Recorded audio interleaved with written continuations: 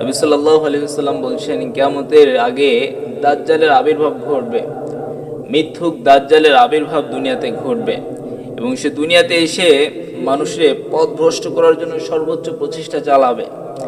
সে তোমাদের মাঝে এমন কিছু কথা বলবে যেগুলো তোমরা তোমাদের মা বাবার মুখ থেকেও কখনো শুনোনি, তোমাদের বাপ দাদার মুখ থেকেও কখনো শুনোনি। এমন কিছু কথা সে তোমাদের সামনে সে বলবে এবং তোমরা তার এই মিথ্যা যে আশ্রয়, এখান থেকে তোমরা মুক্ত থাকবে, তার এই মিথ্যার কাছ থেকে তোমরা অনেক দূরে থাকবে। নবী সাল্লাল্লাহু আলাইহি ওয়াসাল্লাম আমাদেরকে এই ভবিষ্যৎবাণী করে গিয়েছেন। দাজ্জালের এই আবির্ভাব থেকে যদি আমরা বাঁচতে চাই, আমাদেরকে অ্যাট ফার্স্ট যেটা করতে হবে সেটি হচ্ছে সূরা কাহাফ আমরা নিয়মিত তেলাওয়াত করব। যদি সূরা কাহাফকে নিয়মিত তেলাওয়াত করে, তাহলে এই ব্যক্তিকে আল্লাহ তাআলা দাজ্জালের যে ফিতনা, এই ফিতনা থেকে আল্লাহ তাআলা মুক্ত রাখবেন। পড়েন সুবহানাল্লাহ।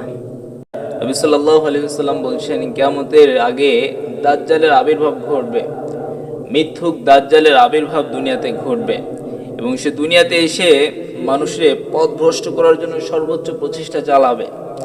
সে তোমাদের মাঝে এমন কিছু কথা বলবে যেগুলো তোমরা তোমাদের মা বাবার মুখ থেকেও কখনো শুনোনি, তোমাদের বাপ দাদার মুখ থেকেও কখনো শুনোনি।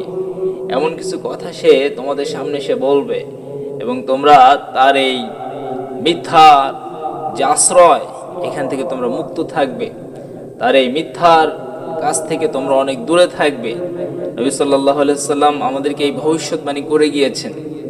দাজ্জালের এই আবির্ভাব থেকে যদি আমরা বাঁচতে চাই, আমাদেরকে অ্যাট ফার্স্ট যেটা করতে হবে সেটি হচ্ছে সূরা কাহাফ আমরা নিয়মিত তেলাওয়াত করব। যদি সূরা কাহাফকে নিয়মিত তেলাওয়াত করে, তাহলে এই ব্যক্তিকে আল্লাহ তাআলা দাজ্জালের যে ফিতনা, এই ফিতনা থেকে আল্লাহ তাআলা মুক্ত রাখবেন। পড়েন সুবহানাল্লাহ।